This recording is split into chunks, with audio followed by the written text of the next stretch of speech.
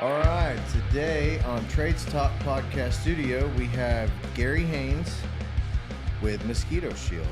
Gary, welcome on. Hey, thanks, Devin. Appreciate it. Yeah, glad to be here. Thanks for inviting me. So, first podcast that you've ever done. Very first. So, well, at least you're not like standing in front of like a crowd giving a speech on, mosquitoes or something. Be like, Correct. Man, that would probably be a little nerve-wracking, this I'd is say. a little less intimidating. Yeah, so you're only talking to me, just a nice little one-on-one, and that's it. So we're going to get into, who is Gary, where Gary came from, Okay. why he started Mosquito Shield, and, where we're going from here. So Sounds good. tell us about you. Where were you born and raised? Where'd you come from? Yeah, born and raised in Nebraska, up in Kearney, Nebraska. Cornhusker. A Cornhusker, yes. Didn't go to school in Nebraska. Went to the Air Force Academy.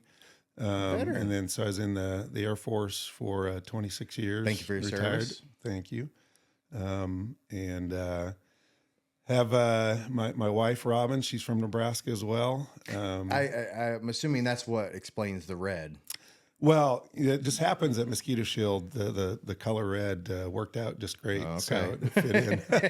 I wondered. That explains the red. Okay. Yeah, no, it works out well. Have 6 kids. Six kids. And I'm probably going to get this wrong. 8 grandkids. Another one on the way. So life's been good. Big family. Yep. Been here in Kansas for about 3 years now. We moved from Illinois. That was my last assignment. And COVID allowed us to move wherever we wanted. And we chose to move out here to Wichita area. My oldest daughter's here and some grandkids. Okay. And so it brought us out to Kansas and wanted some property. And there you go. Now we're living out in the country. So why Wichita though? Like I have to ask every time because to me, I sort of understand, but in the roofing game, it's the market's here, but it's heavily saturated with, a lot of competing contractors, and we don't have that much population to be able to support all of them. Even during a heavy hailstorm or something of that nature.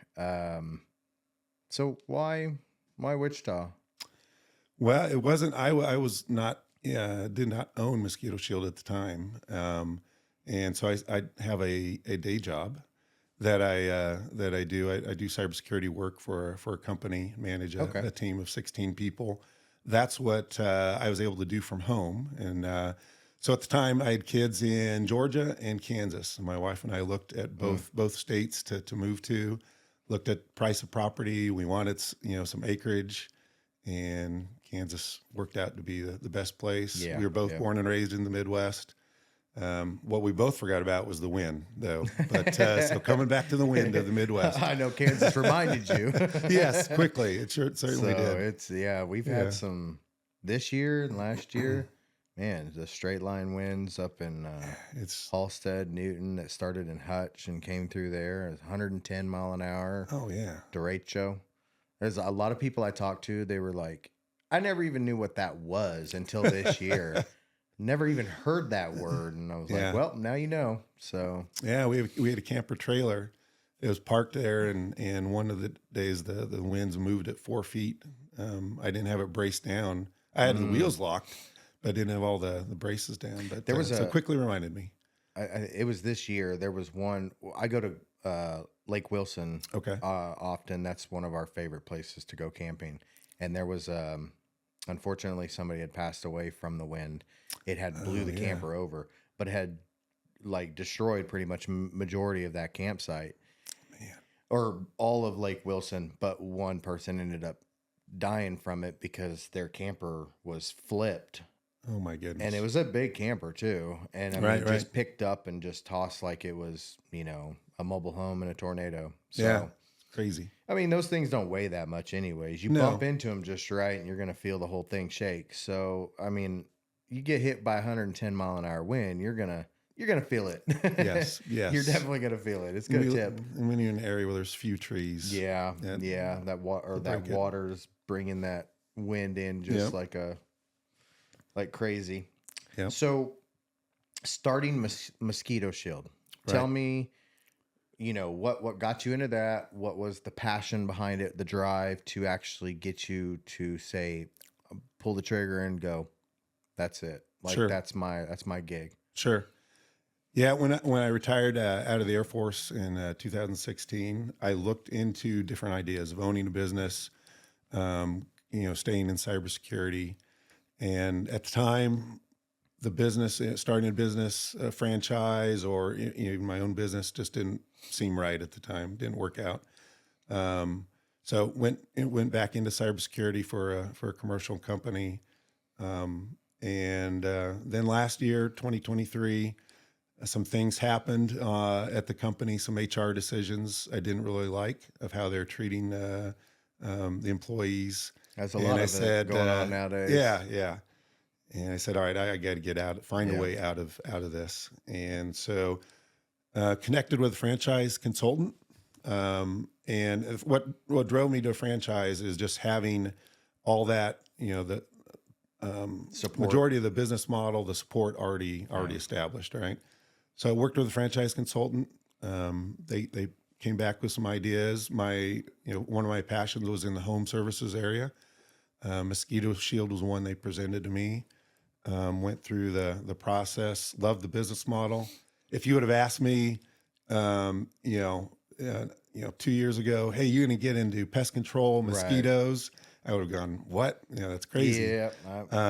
But the business model and the concept really stuck with me, and the people within the company, and so that's why I chose to go with. So. There's no other Mosquito Shield here in the Midwest region? There was one up in Salina area. Okay. That was the only one in Kansas. So you're the franchisee for this. Right, area. For Wichita, majority of Sedgwick County. Okay. Correct. Now, with Mosquito Shield, I'm assuming that a lot of people might take the representation of just mosquito as you only do mosquitoes? We do mosquito and tick is what we primarily focus on. This next year, I'm going to be adding what's called a perimeter pest control. So we'll treat around the foundation, yep, and treat common household pets or pests. What about like home inspection for, like the other pest control companies will do like termite inspections and stuff like that to kind of with the house selling, there's been a ton of that. So they'll offer that as a service. Is that something that you might look into? Right. No, we do not. We don't do anything interior. It's all exterior to the house. Yep. Okay. And so then it makes it seasonal. So we're a seasonal business here in Wichita area. We'll treat from April through end of October. Okay. What is, so 3 years in right now, what do you say that your goals would be for the next 5? What would you like to see for this region and this area that you're in that you pretty much control? What's kind of your goals and dreams and ambitions for the company? Yeah. From a customer standpoint, my goal has always been, and what we try to do within the company is what they call double, is you want to double the number of your customers each year. Yeah. So from a business standpoint, that's my goal. I want to get the business to a point where I can walk away from my corporate job and focus solely on this. And then ultimately, I really want the business to be a service to the community, where they see me as a reputable business owner and business, and we treat the customers right. And I want to treat my employees right as well. So I'm at one of my philosophies or mission, I guess, mission statements is to really focus on glorifying God and all that they do. And I want to treat my customers and my employees correctly. How many employees? Because I met him. I forgot his name. Yep, Christian. Okay, yep, so Christian. I met him, and he's come to the meetings before and everything. So does great, quiet, but he does great. So I think being that he's younger, he's kind of like intimidated by like, man, everybody's kind of like really energetic, and I don't know what I'm gonna do. We messed with him like 2-3 weeks ago, I think it was. Oh yeah, by the way, Gary said you're doing the whole presentation, and he's like, "Oh, awesome! Good, All good, right, good. yeah, put me on the spot."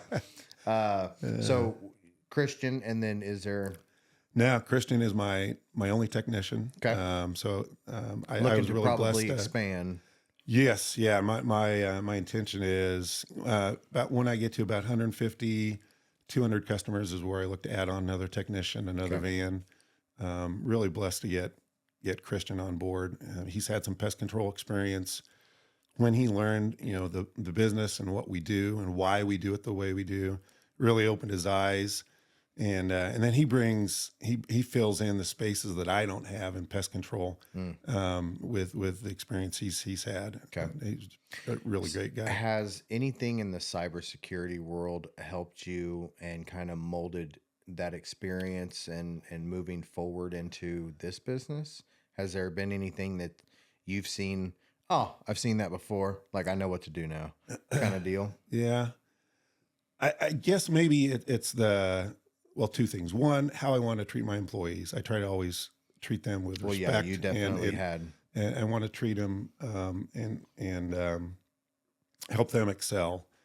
The other aspect, I guess, is troubleshooting, right? Whenever, in cybersecurity, as you're walking through an incident, there's a methodical process to kind of troubleshoot. And so in this business, when we get to some properties that have maybe some continual problems and our regular treatment is not solving the mosquito issue, it's walking through, okay, what happened? Walking through, did we do the mix right? Did we treat it properly? Or what do we need to add to improve our results? So that's definitely good customer service overall, but way to learn from, the mistakes that are made. Because if we constantly succeed, we're not learning anything at all. Right. We got to fail to move up. Right. So let's say that there's somebody out there in,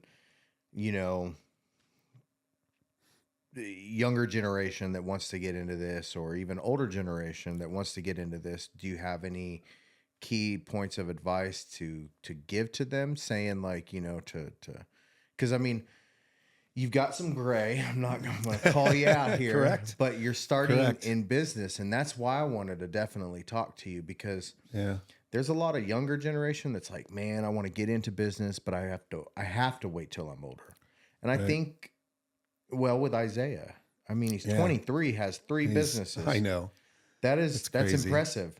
It is. But I know you've probably come over a ton of challenges with being corporate, and then you decided that you want to not really start over, but like add something on to the plate and grow from there. Do you have any advice that you'd share with younger generation or anybody of our generation that could give them maybe a step forward? I guess I would say be willing to take the risk, right? If you've got a passion or a thought of, hey, I'd really like to own my own business. I'd really like to get started in doing this. I'd really like to start a podcast, right? Yeah. It's stepping out and actually doing it. And you're going to fail. You're going to have challenges along the way. You have to fail. Yeah. But I'd say just, step out in faith, and trust yourself, trust your skill set that got you there, right? Maybe as you're younger, maybe you don't know what your skill set is yet. But just trust yourself and just take that step. Have you talked to Preston? Have you had any one-to-one? I have, just initially when we came into the BNI. So ask him about his first house. Okay. All right. Bought his first house at 22. I was 36. 36 by the time I thought I was doing pretty good. Right. But I was like, thanks, man. You made me really feel good about that one. But so I've seen online, and of course, just people talking about it like this younger generation ain't shit. They're not, they're not doing this. They're not doing that. They're, they're lazy. But clearly, I'm seeing plenty of examples. In our BNI group, I mean, you got Isaiah, you got Tristan, you got Preston. Tristan's all sorts 18 years old and just hungry as can be. Right. I mean, it's great to see that energy. So on one and they're hand, doing the right thing of surrounding themselves with great people, right? Of doing that networking. That's the other thing I would say is find great people that you can count on and get that mentoring too. So have you found like peace within knowing that you're going to move forward in the BNI? What got you into that? Definitely. It was Stan, doing some business with Stan Stiverson that brought me in. He said, hey, what are you doing for networking, growing your business? Would you be interested in doing BNI? And I'd heard about BNI through Mosquito Shield before. Some other owners had been doing it. Just didn't find the right timing. With my other job, you got to connect with the people that are in there too. Oh yeah, no, definitely. So he invited me, and really the first day that I visited, just as everyone talks about in our group, the energy, the drive, the passion is there, and just connected right away. So in the group so far, let's see if I remember correctly, you're 3 months in? I am, started in July, towards the end of July. Yeah, so we're about 5 months in right now. Yeah. For you, going on 5 months. Right. In the BNI so far, with your experience, what's been probably one of your greatest moments in that, as far as connection of the people and business? Anything that stands out within the first 6 months? I think just seeing everyone succeed, right? Hitting that $1 million mark that was, for the group, that was awesome. And just the short time we've been a chapter. So I think just seeing everyone succeed, and the whole idea of sharing the referrals and bringing quality referrals to people and bringing that closed business is exciting to see. Definitely. From this point forward, I know right now we're in a time of like the weather and being seasonal. Right. What in your off time do you like to do to be able to, what's your hobbies? Anything? So you have this off season, right? Technically, I mean, because everything's dead out there, and if there's any mosquitoes running around, I'll be mad. Especially after these last few days. Yeah. So what do you do in your off time? What's your hobbies? Yeah. Who's Gary? Yeah, I love to read. So both nonfiction and fiction. I like Tom Clancy type thriller novels. Rainbow Six. Yep. Vince Flynn is another one that I like to read. I like being outdoors too. So having the acreage I have, I like to go out and shoot. I can shoot on my own property. I knew I was going to like you. My wife is a great sports fan as I am. So we love watching football, volleyball. This is really our time of season of watching sports together. Who's your and going team? to sports? College, it's Nebraska. Okay. Sorry, it's Nebraska for college, and I watch Air Force as well. I've growing up, for pro, I was really a Pittsburgh Steelers fan. Okay. And then my wife is a Broncos fan. And then of course being here now in Kansas, we've kind of become Kansas City fans. It's hard not to be, but I mean, is it? Like, I'm not a fan. You're not a fan? No, I do not like KC. So here's why. Yeah. Because growing up, seeing everybody that represented them, and they're like, it's our year. I was like, it sounds like another Cowboys fan to me, honestly. And I don't see the difference other than the color. One's red, one's blue. Right. And both of you guys are toting the same thing. And then when Kansas City got Mahomes, I understand, that was a really good pick for them, and he did wonderful things.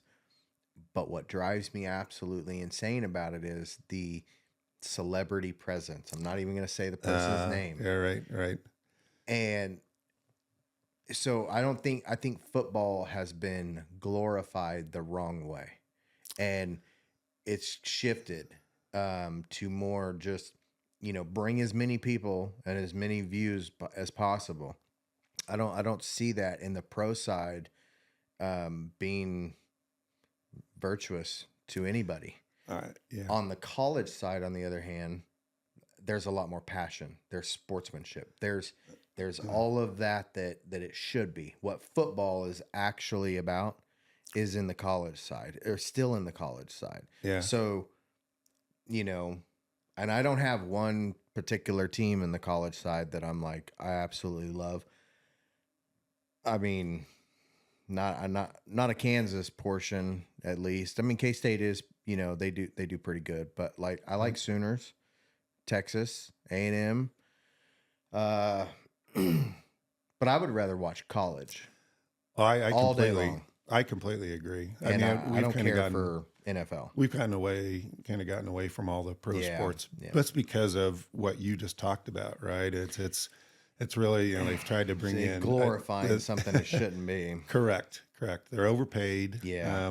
What I'm concerned about on the college side is it's going that way with this whole, name and likeness, and I really hate to see that, because I think that may drive college sports down that same route. But it still has a little bit of that left, and I'm hoping that it doesn't fade away. I mean, who knows?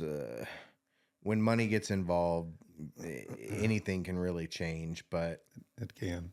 To me, college is still where it's at. I would like to watch college basketball, college football, baseball, even.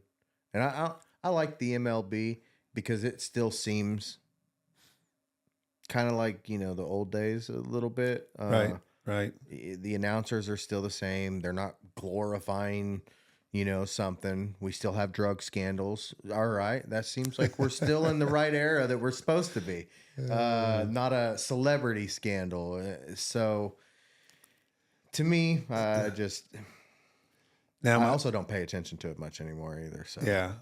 Now, my wife and I, we get into supporting the local high school. We love going to Andale, even though I don't have any kids there at Andale High School right now. But we're planning to go, and they're playing state championship football on Saturday. We're planning to go to that. There's I forgot who, maybe KWCH.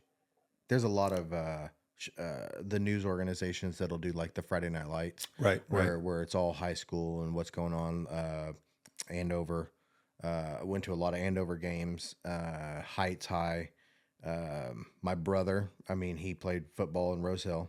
Okay. So yeah, high school sports that's definitely where it's at. If I'm really honestly watching sports on TV, it's pool.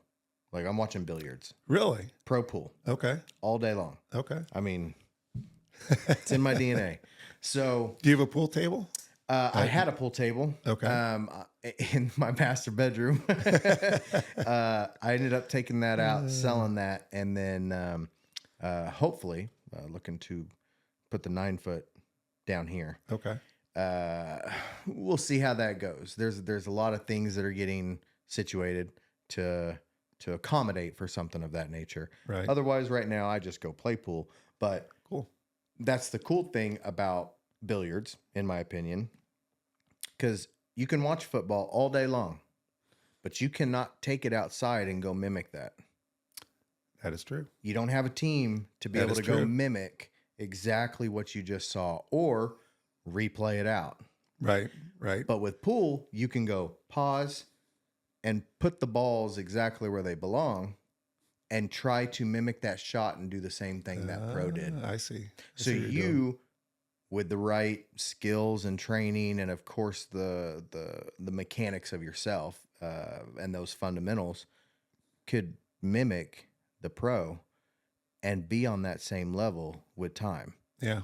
But your chances of being a pro football player? True. Now, there's not really much money in pool, but with the pool players of the world, it's still glorified to us. Like, we love it. So do you go to tournaments and play in tournaments? Oh yeah. Okay. There's actually a tournament this weekend I'm going to for the Thanksgiving tournament. It's an annual tournament that's nice. Pretty huge here in town. Okay. And you play players from all over the place. And that's the other thing about pool, which in golf, you could do the same thing, I suppose. Right. But those pros, you run into them at your local pool hall, or to another pool hall playing a tournament. And where else can you like go and pay, $25 to $150 or whatever the entry fee is, and go play a pro and put yourself up against that pro. You can't go do that with other sports. Yeah. You can't go, I'm going to pay $25 and some quarters if it's a, bar table, and go compete with that person that's on TV. Right. Can't do that. So pool has its own little attributes that are special and unique to that sport versus other sports. And it's a game of brains, not brawn. Yeah. So a lot of math involved. A lot of math, a lot of geometry, physics. Yep. I mean, but I'll be honest. I mean, if you get to a certain caliber of playing, the wiring's off a little bit up there. You have to be in order to be able to put those things together and those packages together like that. So you got to be off a little bit. But that's also what makes it special. I mean, pool players are unique people. Let's just we'll leave it at that. I don't want to get in trouble with my pool community, but we're unique. That's for sure. So, all right. Well, Gary, it was definitely a pleasure having you on. I'd love to have you on again.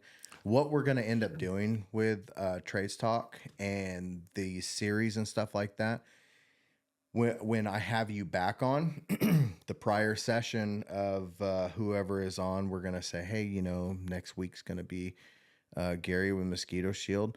Hopefully we're going to get people that want to ask those questions. Maybe they have a question specific to what you do, or even to Gary, or they want to talk sports, something of that nature. Okay. And they'll ask or comment what they want to ask you.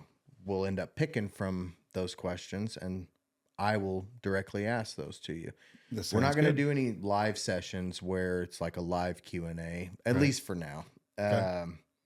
But, let's say right before your season picks up, which I'm assuming is going to be early March.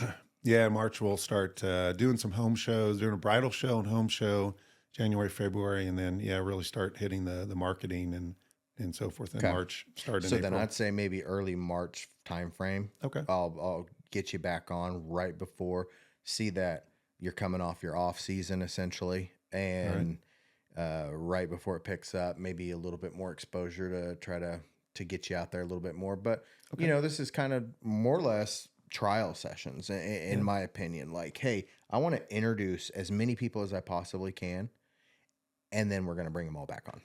That's a great idea. Series number 2. Yeah, no, sounds awesome. So like let's see how else we do. I mean, it's a learning game for me still, but I love this. Like, the feedback that I've already had off of YouTube and TikTok and all of that has been tremendous, and I'm very thankful for it. So Isaiah's session was awesome. That was man. Great job. Great job. He's like a natural at it. He's like, yeah. Like, we're gonna do this. So, well, I greatly appreciate it. And thank you. Yeah, thank you. Appreciate it.